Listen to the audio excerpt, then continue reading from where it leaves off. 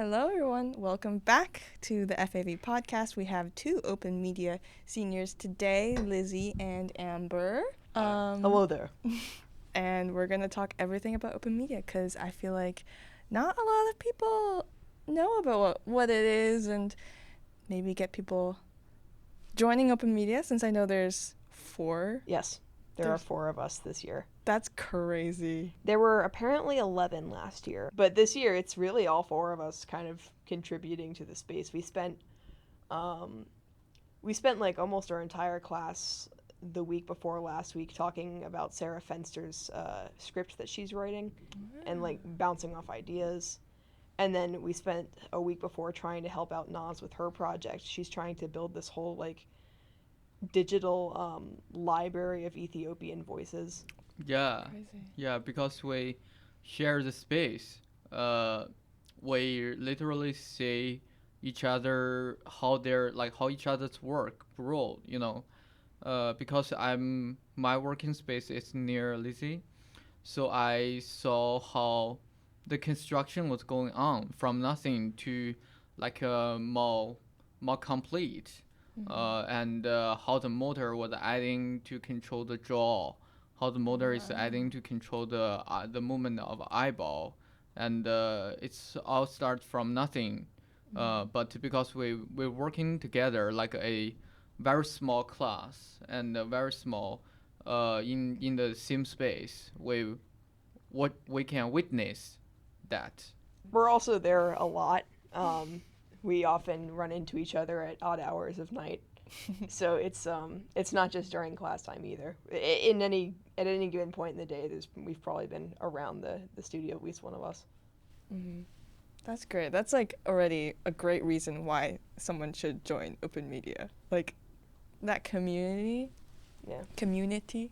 we are very close knit, and we're doing a lot of very different things, but we also always have through lines, like threads through our work that we can relate and critique on. Last week I was in the crit for our meeting points thing, which is a different part of the class list. So animation and live action have a 6-credit main senior studio class that they do. We only have 3 credits for our senior studio, but we also have a second class that we're required to take called meeting points, which is basically just the class where we do crit and additional screenings. Okay. It is taught this year by Africanus, while our main class is taught by Lane. But I had my crit last week, and I had some issues getting into the stilts that are creating the shape of the body. And I almost fell into AMber. Did you guys ever have to like choose between tracks, like maybe animation and open media or live action with open media? And how did you make that choice? I think me and Liz was in the same animation class. Yeah, we were. Yeah, and Liz was really good at animation, but after I heard they decided to go to open media, I was a little bit surprised because they are like really good at animation. But I think that is what they want to do, and so I totally understand because I have the same problem, like I as the second year or third year of this school, like I really want to make a film, like I was really want to make a film, but as time goes on, I feel the urge is not as strong as it was. So I feel I would not like because I was already did different range of stuff, and so I go to open media because I have other project I really want to do other than live action. That makes sense. You're really into sound and installation and filling TVs with syrup. Yeah. Yes. So I feel if I choose live action, I might give them all up. How about you, Lizzie? I mean, I did originally go to RISD for animation. That was my goal. Me too. I went to RISD having watched cartoons all of my high school kind of career and getting excited about them, and I wanted to really make my own animated stories. But I was also doing this whole other thing on the side where I was building fursuits for people, and I was getting into biology, and I was, I've been into science since I was very young. I had a flock of chickens that I was basically the sole caretaker of for a little while. And so I got very attached to kind of animal interaction in general. Mm-hmm. And I found that I was limited in animation, at least from my perspective. I kind of wasn't able to do all of the things that I enjoyed. I wasn't able to make with my hands in the same way without being under this idea of making it for an image, making it for a screen, making it for a set for a certain number of shots. I knew that I still wanted to make something for the moving image, but I didn't want to be as kind of pulled into one media or medium as I would be in live action or animation. I also just didn't feel good enough for animation. What? I'm friends with a lot of folks in animation, and I look at their work and I'm like, wow, that is absolutely I stunning. think you're good What? enough. Yeah. Yeah, Really, that's not I'm a really valid- impressed by the animation class in junior. Mm. If you go to animation and keep working on things, it will get even better. And Exactly. Yeah, I feel you're good. Like you're really good at it. I felt that I had kind of a hand in two worlds, so to speak. I loved animation, but I also loved making sculpture, and I loved making all of these different kind of wearable things. I liked making live action pieces, taking live action sound, and working with environments. And so I felt that, if I went into one or the other, I'd always be torn, and I wouldn't be as dedicated as the other people who were into animation full on. That makes sense. So open media is like the third party where it's like you can do whatever you want. You don't have to be boxed in by either the live action or animation tracks. Is that? I partly agree with that, but I feel it's just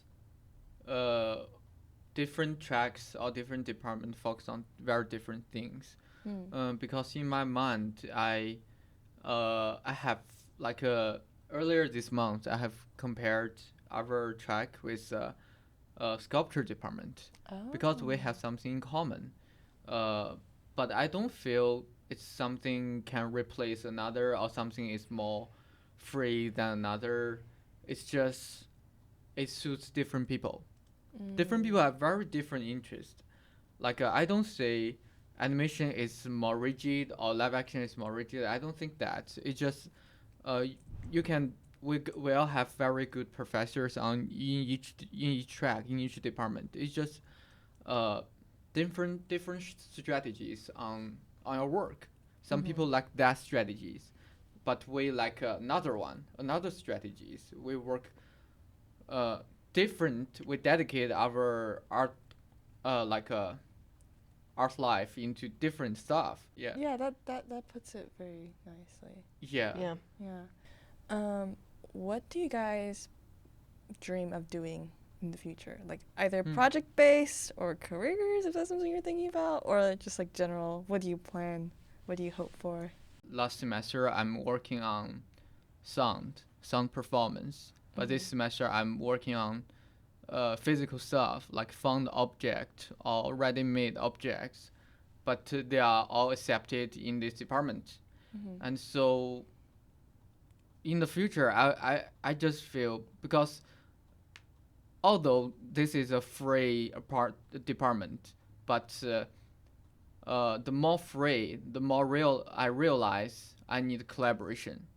I need to different skills because I want to work on so much different stuff. Yeah. I need to know Excel. I need to know mental yielding, like things like that. But I don't know. I need collaboration. So, in the future, I just want to learn as much as possible and collaborate with different artists to achieve the concepts me or like we have yeah. Oh, cute. That's super nice. How about you, Lizzie? I am a little unsure of what I want to do. I'm both very into art and also into biology. I work at the nature lab when I'm not working on my open media things, and I've really found a lot of excitement and comfort in working there and working with the animals specifically. Um, and that's what drives my practice too. It's knowledge of animals and how different animals work and how they think and how they interact with their environments. So I might go into conservation if I can. I've thought about going and getting another degree in animal sciences. Um, I would also really, my dream is to be able to continue working with practical effects and just make bigger and bigger and bigger monsters. Nice. I really hate the idea of moving to California, but I know that's where all the studios are. If I could find a place on the East Coast, which is where I was raised, to make my giant monsters indefinitely, that would probably be my dream. That's cool. Like, if any movie is looking to make an animal, they should come to you instead of CGI.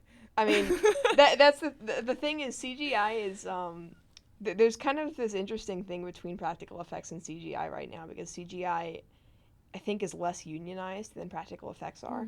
So there's more incentive to go after CGI because you can exploit the workers more as a movie making company. Practical effects, meanwhile, are a little bit more unionized. They've been around longer. So it's really the big name movies that want to get like this really high quality effects stuff down that will go for the practical effects companies that are still around Hollywood today. So a lot of Marvel movies you'll see will have practical effects makeup, robotics, that kind of thing. A lot of commercials will use them. A lot of kind of lower budget animal movies especially will use them because it's easy to have animal animatronics as opposed to real animal actors for some scenes. Yeah. But yeah, the industry itself is tending towards CGI, so I like to try and preserve practical effects where I can. But you're also really good at Blender. You made a whole parrot. Or was it? No, Yeah, I did make a not parrot. parrot. Is it? No. Is it actually? It's called something else. It is called a kakapo. It is a parrot, though. Yes. Okay. That was for a different project. That was for my communicating science and animation class last year. We had to each animate a portion promoting the conservation of the kakapo parrot, which is in New Zealand. And for my portion, I sculpted and rigged a whole kakapo in Blender. Nice. And then had it act for different scenes. I love using Blender. I love using doing minimal special effects too. I just it's the open media in me. I like to do everything. Nice. But you prefer practical over visual effects? Yeah, because I can work with my hands. Cool. I'm a lot better at working with my hands than I am at kind of figuring out digital things, I think. Cool. So what advice would you give to maybe sophomores or juniors? Anything specific? Sophomores specifically, go with what feels right for you. If you've been, if you've wanted to animate your entire life and you feel like that's what you want to do, that's what that's what you're prepared to do, go into animation. If you want to do live action, if you want to make movies that are, shot on a camera, if you like to do the different, angles and shots and, lens lengths, that live action is there for you. And if you like to do kind of something that's in between or something that's outside of that spectrum altogether, then open media is there. I will say that open media in junior year pushes installation a little bit, kind of more than I was happy with. But that's just because I don't really work in installation the same way other members of the class do. Because kind of the default that people think of in film when you're not doing live action or animation is, oh, you're making TVs that are all at different angles playing different things. Which, nothing wrong with that. I like it. It's just that wasn't what I was doing. But it's better senior year. You good? Yeah, it's better senior year because it's far more open. It's tailored to doing our own, to doing our own practice to the fullest potential. So I actually am making a full film this year, kind of the same way I did last year, but this time it's actually going to have a story that isn't my life. Oh, cute. So more fiction instead of nonfiction? Yeah, full fiction. I'm writing the script. Nice. How about you? General advice? I would really give advice on if you are not really sure about something, like in general, in your life or in arts career, just ask. Because I really benefit from advice and suggestion from others, because people are uh, really understand or expert on different things. Like if I'm confused with animation or even like a black magic camera, I will ask Sydney, because Sydney is like a better than me, and like seriously, I will feel, just ask. Don't be shy. Like if you don't ask, you're probably making a mistake that will consume a lot of time, and like yeah, technically, or like because like you, what you are doing, maybe somebody have already done before, and maybe somebody have tried that before, and so they have certain experience can give you, so you can move on. So just get advice from your professor, from your classmates, and if you are working on some uh, something you need people to assist you, just put on a poster or send out email. Yes. Nice. So your advice to the people is for them to ask for advice. Yes, I mean that makes sense. Like Yeah, it does. It's a good way to do it. because that is something I realized like in the junior year, and now I really benefit from asking others about things. And if I'm working on all by myself, I'm probably very slow. And yeah, I don't know how to put this, but No, yeah, yeah. my advice is to ask for advice. That's great advice. Yes. Wonderful. If anyone interested in or curious about open media, they can contact me. That's okay. Yeah. If Or they're just interested. come visit the studio. Yeah. What studio? Black We studio? we are the sole studio on the 6th floor of. There's a sixth floor. Yes, there is Yeah, a 6th floor. There called is. Cloud Studio. It's called the Cloud Studio. It is one room, and it is where we all work. Yeah. It's like a Oh. big room, but separated in 4 pieces. Yeah. Like cut a pizza in 4 pieces. Yeah. It's open floor plan, but we each chose our own corner. Oh, cute. Yeah. So, yeah, if anyone wants to learn anything about open media, just come visit us. We're all, at some point we're always there. We love to answer questions. It's locked all the time because we don't want people getting to our stuff, but you can come in with one of us and we'll show you everything that we have. Yeah, just make an appointment. Yeah. Yeah, How do they make like, appointment? Yeah, talk to because one the of us door- before you come in. The The door door is is closed. always locked. Yeah. Yeah. For good reason too. All of our stuff's in there. Yeah. Nice. But Oh, yeah, we'd be more than happy to show you around, to tell you about our experiences, and just talk about what open media means to us in general. And of course, there's 2 other people who aren't here, Sarah and Naz, who could talk at length about what they've done too. Because Sarah, herself, she does a lot of animation, and Naz has done so much stuff. That's super generous of you guys. Cool. I guess we will wrap Yeah. this up. Thank Thank you. you. Thank You you. guys for talking, and hopefully, maybe next year there's gonna be more open media kids. maybe we'll get more. Maybe. And we'll see you in the next one. I don't know what it's gonna be, but I think it's gonna be Kaz, Eva, Vanessa, and Emily talking about the project that they together. Their CSP. Yeah, their CSP Lovely collaboration. CSP, by the way. Yeah, very exciting for that. Okay, stay tuned and toodles.